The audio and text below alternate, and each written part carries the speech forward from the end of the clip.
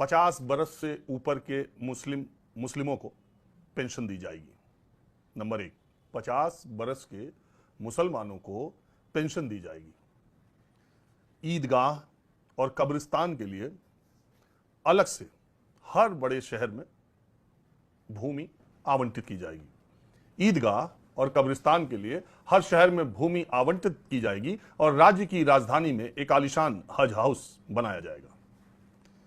नूर भाषा कॉरपोरेशन बनाया जाएगा जो 100 करोड़ उसका बजट होगा। 5 लाख रुपया बिना ब्याज के 5 लाख रुपया बिना ब्याज के मुसलमानों को लोन दिया जाएगा। 100 करोड़ रुपए का बजट आवंटित किया जाएगा। 10,000 इमामों को, मस्जिद के इमामों की 10,000 रुपए की नौकरी दी जाएगी। उनका वेतन 10,000 रुपए होगा, मौजन का 5,000 रुपए। हर मस्जिद के इमाम को 10,000 रुपए की नौकरी दी जाएगी, उसका वेतन होगा।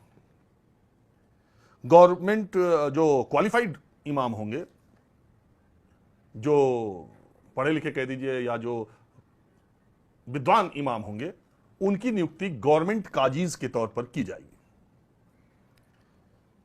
5,000 रुपए हर मस्जिद के रख रखाव के लिए हर महीने दिया जाएगा।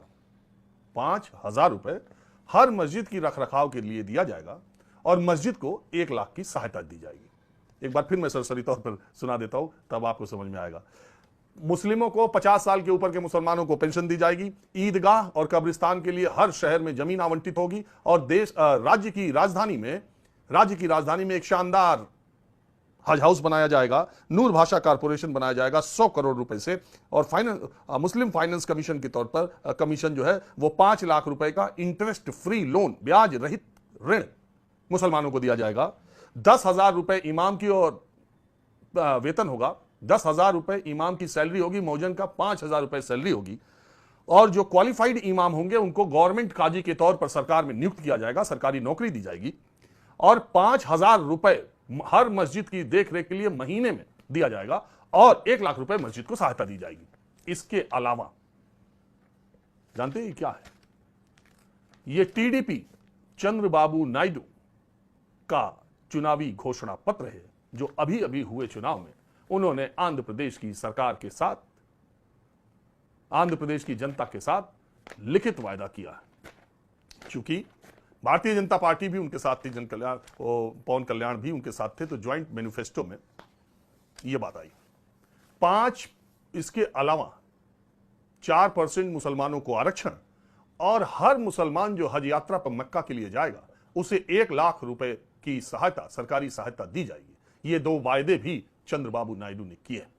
आपको मालूम है कि जब आंध्र प्रदेश और तेलंगाना अलग अलग नहीं था, एक राज्य था, तो वहां पर उर्दू विश्वविद्यालय और हज हाउस, शानदार हैदराबाद का हज हाउस है, आप देख लीजिए, वो भी टीडीपी की सरकार ने ही बनवाया था। चंद्रबाबू नायडू ये कहते हैं कि देश भर के जितने भी मुसलमान हैं उसमें हैदराबाद के मुसलमान सबसे ज्यादा आगे हैं और उसका श्रेय टीडीपी को जाता है। अब चंद्रबाबू नायडू एनडीए सरकार के हिस्सा होंगे, आंध्र प्रदेश में भी, और मोदी जिसके प्रधानमंत्री होंगे, मोदी सरकार तो नहीं, एनडीए सरकार के प्रधानमंत्री जिसमें नरेंद्र मोदी होंगे, उसमें चंद्रबाबू नायडू की बैसाखी पर यह सरकार चलेगी।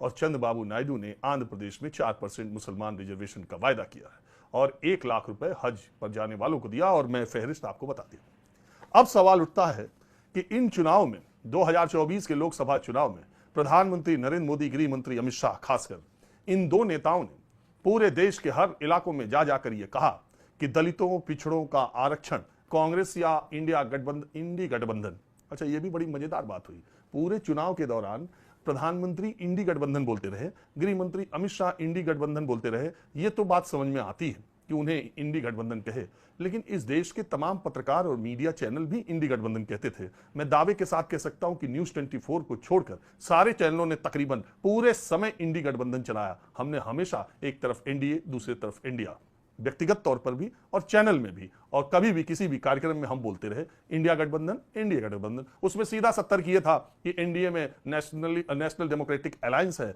और इंडिया में भी ए का मतलब अलायंस है, तो अगर आप एनडीए बोलते हैं तो आप इंडिया बोलिए। अगर आप, वैसे तो हम लोग इंडिया गठबंधन, इंडिया गठबंधन भी बोलते हैं, लेकिन एनडीए और इंडिया होना चाहिए। लेकिन अगर आप या तो उधर एनडी बोलिए तब इधर इंडी बोलिए, लेकिन ऐसा नहीं बोला जाता। लेकिन देखिए जनता की ताकत, जनता ने सरकार भी नहीं बनवाई और सारे चैनलों में अब इंडिया लिखा जाने लगा और वो सारे, आप ध्यान दीजिएगा, और सारे पत्रकार अब इंडी छोड़ इंडिया बोलने लगे।